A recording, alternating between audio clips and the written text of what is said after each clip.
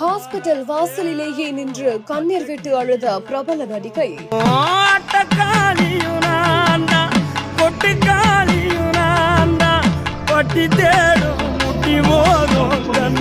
நடு ரோட்டில் வந்து கொண்டிருக்கும் பொழுதே நடந்த சோக சம்பவம். என்ன நடந்தது விரிவாக காணலாம்.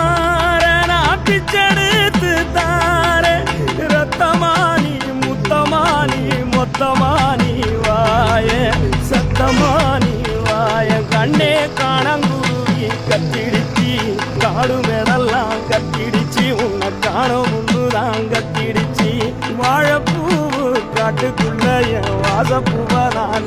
சென்னை திருச்சி தேசிய நெடுஞ்சாலை வழியா பயணம் செய்து கொண்டிருந்த நடிகை தேவி பிரியாவோட கார் பெரம்பலூர் அருகே சென்று கொண்டிருந்த பொழுது திடீர்னு டயர் பஞ்சர் ஆகியதா சொல்லப்படுது. இதையடுத்து கார் ஓட்டுநர் முத்து கணேஷ் அப்படின்றவரு வாகனத்தை சாலையோரமா நிறுத்தி டயரை மாத்த முயற்சி பண்ணிருக்காராமா. அந்த சமயத்துல